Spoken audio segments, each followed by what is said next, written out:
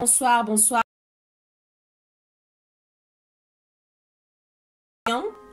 Votre moment de détente, d'exhortation, de partage, présenté par la sœur Merveille ici présente devant vous. Je vous apporte encore un nouveau thème. Aujourd'hui, le thème que nous allons partager, c'est « La vie est une préparation à la vie ». Et restez avec moi pour découvrir ce que le Saint-Esprit a voulu dire par ce thème. Premièrement, j'aimerais définir qu'est-ce que la vie. C'est mon introduction. J'aimerais définir qu'est-ce que la vie.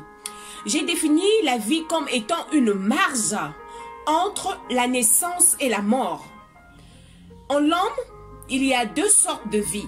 Nous avons une vie physique, la vie que nous voyons, et une vie spirituelle qui est à l'intérieur de nous. Le verset du jour, j'aimerais lire le verset du jour, c'est Jacques 4, verset 14. Je m'en vais lire très rapidement. Jacques 14 me dit, « Vous qui savez pas ce qui arrivera demain, car qu'est-ce que votre vie? Vous êtes une vapeur qui paraît pour un peu de temps et qui ensuite disparaît. » Je réponds, « Vous qui ne savez pas ce qui arrivera demain, car qu'est-ce que votre vie? Vous êtes une vapeur qui paraît pour un peu de temps et qui ensuite disparaît. » Dans ce verset, j'ai souligné deux mots. J'ai souligné demain et un peu de temps. J'ai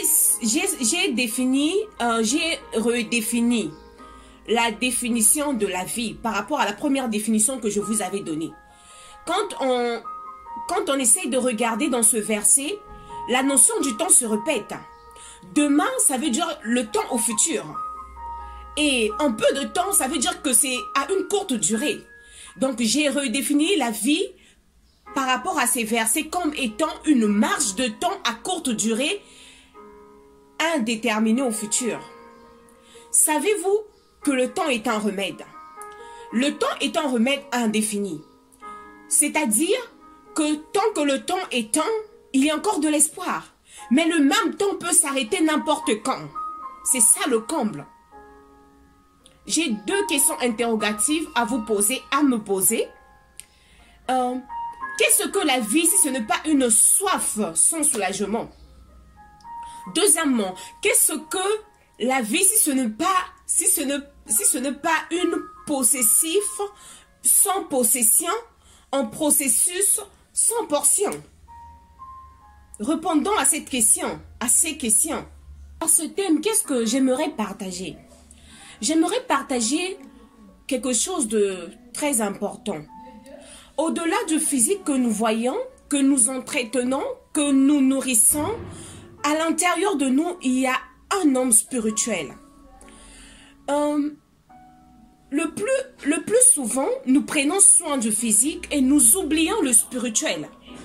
Nous oublions de nourrir le spirituel.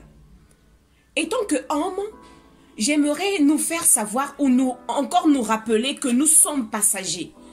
Dans ce monde, nous sommes passagers, mais pourtant nous vivons comme si nous étions pour une éternité. Et pourtant, nous vivons à courte durée pour préparer l'éternité.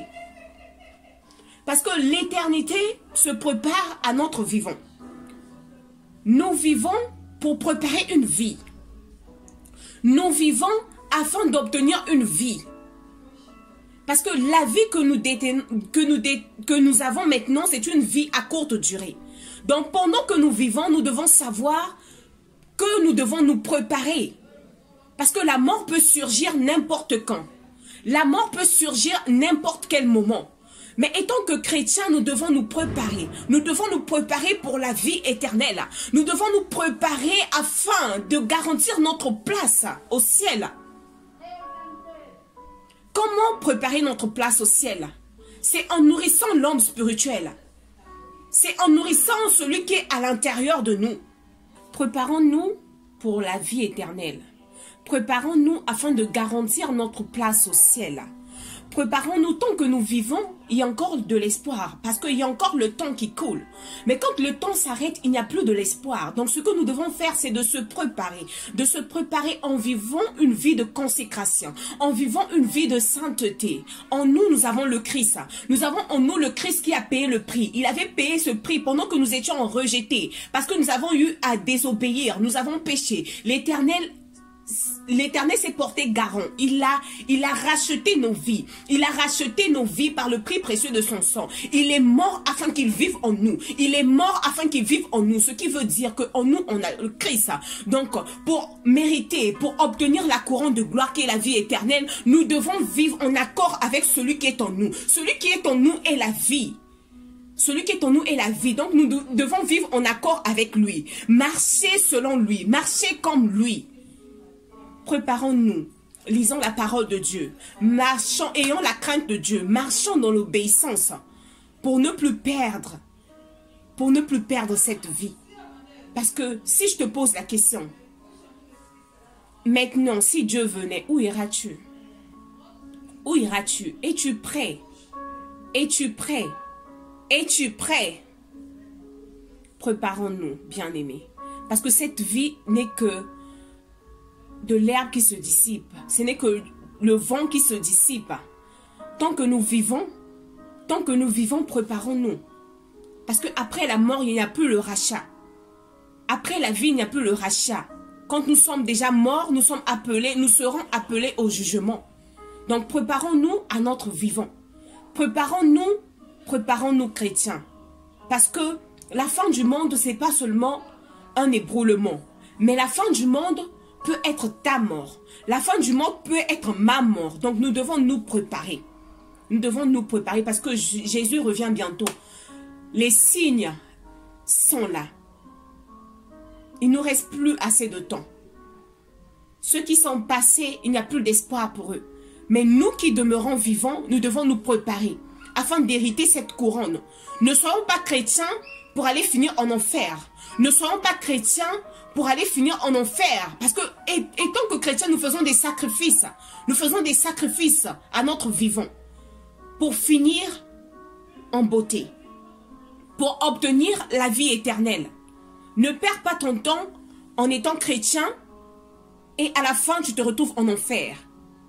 Étant que chrétien, fais ce qu'il faut afin d'obtenir la vie éternelle.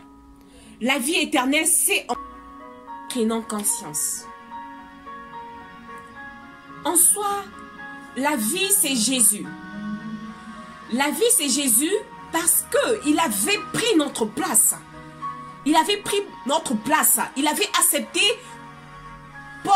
porter cette chair pécheresse, cette chair de pécheur, être crucifié à la croix, afin que tu vives.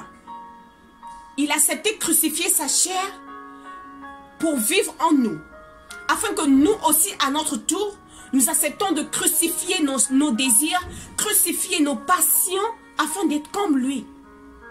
La Bible déclare dans Galates 5, verset 24, que tous ceux qui sont en Jésus ont crucifié leur chair avec ses passions et ses désirs.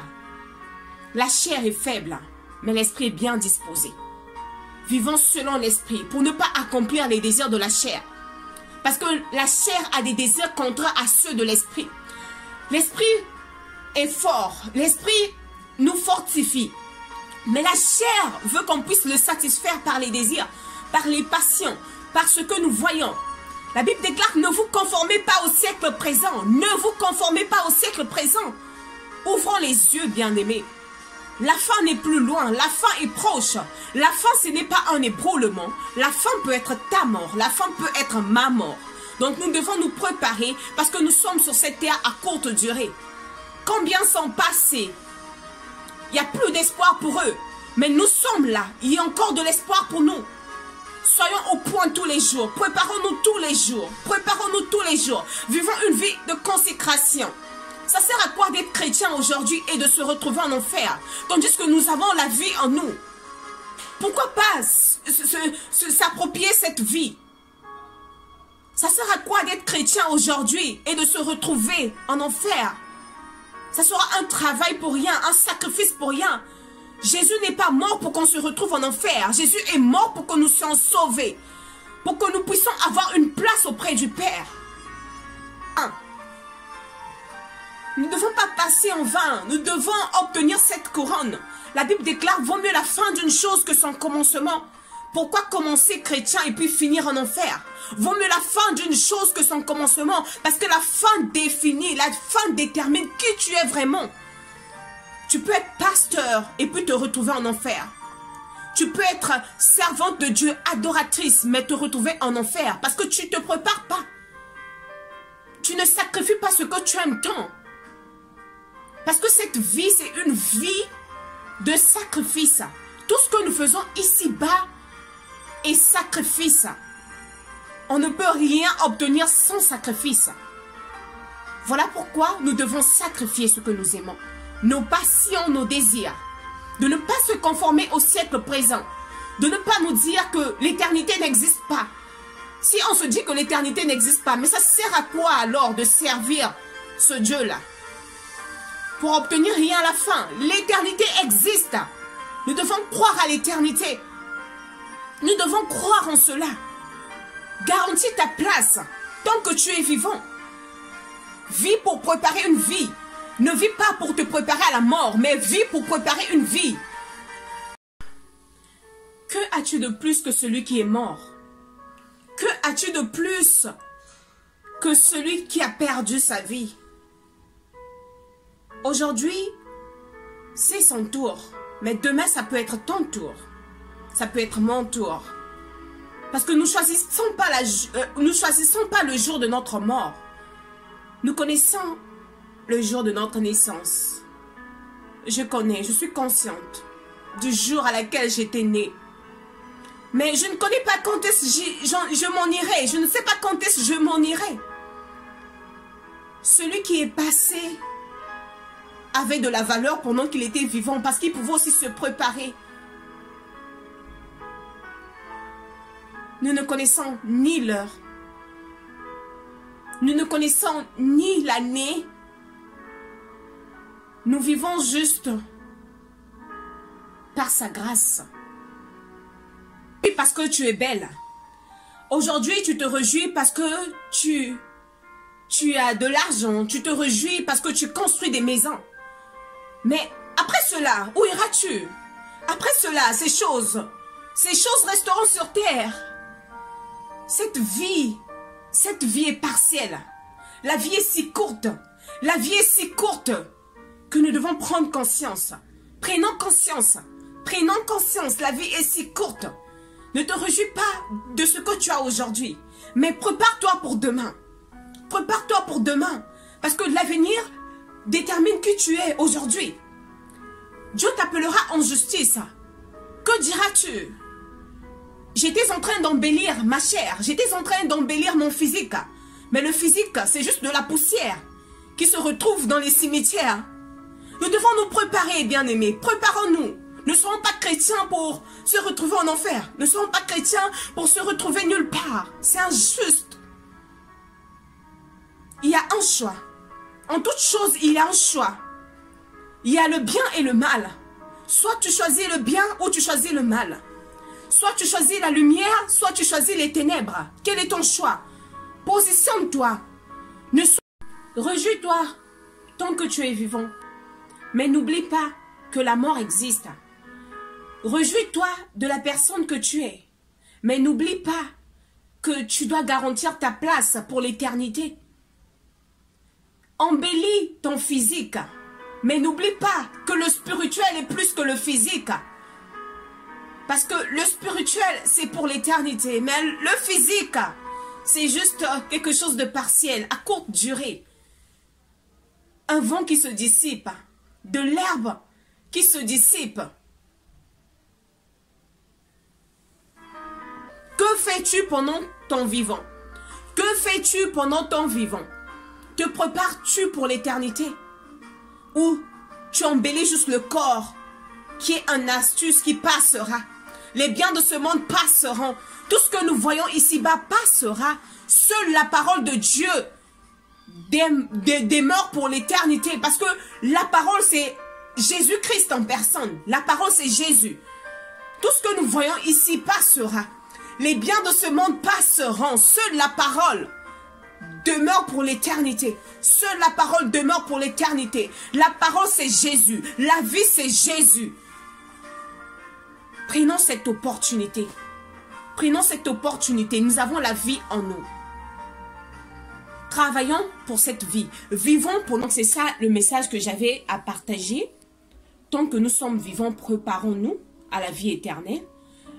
Je vous remercie. Je vous remercie énormément. Et au prochain rendez-vous. Que Dieu vous bénisse.